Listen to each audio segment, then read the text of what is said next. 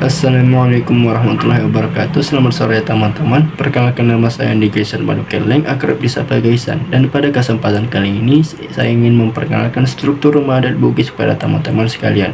Namun sebelum saya masuk ke penjelasannya lebih dalam, izinkan saya bertanyakan satu hal sederhana. Bayangkan Anda sedang berada di depan rumah masa kecil Anda.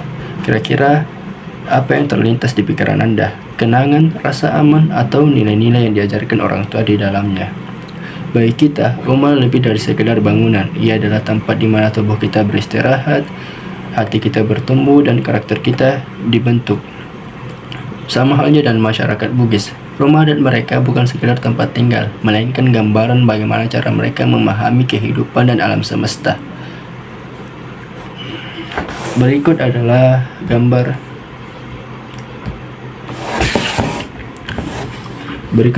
gambar dari rumah adat Bugis.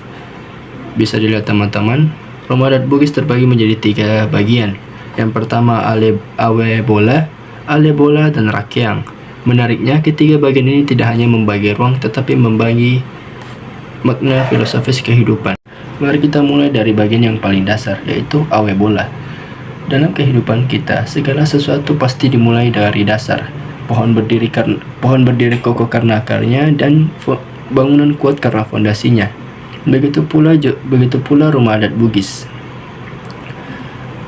Awebola adalah kolong rumah panggung. Secara fungsi, ia digunakan untuk menyimpan alat pertanian, perahu kecil, atau ternak. Disinilah aktivitas ekonomi keluarga bertumpu. Namun secara simbolik, Awebola adalah melambangkan dunia nyata, dunia di mana manusia bekerja dan berusaha.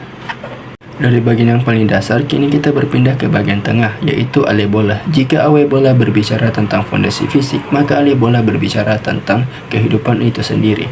Disinilah keluarga berkumpul, disinilah para tamu diterima, dan disinilah percakapan, keputusan, dan nilai diwariskan. Coba Anda pikirkan, di rumah Anda, di bagian mana yang paling banyak menyimpan cerita keluarga? Ruang tengah, bukan? Jadi Alebola melambangkan dunia tengah atau ruang sosial manusia. Dalam budaya Bugis yang menjunjung tinggi konsep siri atau harga diri, tata ruang di Alebola menunjukkan penghormatan terhadap tamu, struktur sosial, dan etika. Artinya rumah tidak hanya mengatur ruang, tetapi juga mengatur perilaku.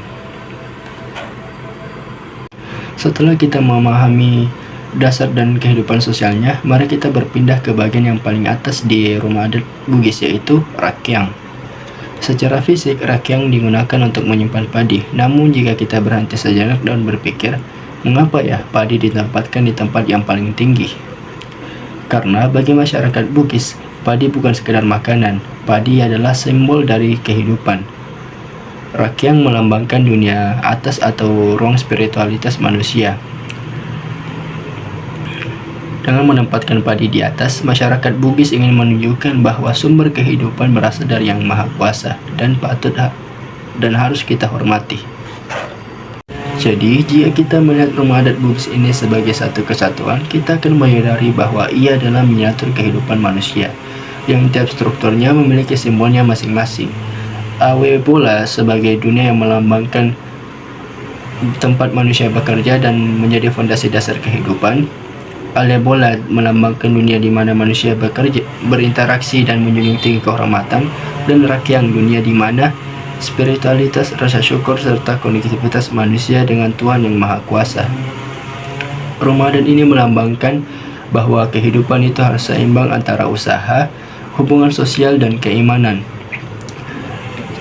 Dan satu pertanyaan yang kita harus renungkan bersama, apakah dalam dunia modern ini kita masih bisa menjaga keseimbangan itu? Baik, terima kasih atas perhatiannya teman-teman. Saya pamit undur diri. Wassalamualaikum warahmatullahi wabarakatuh.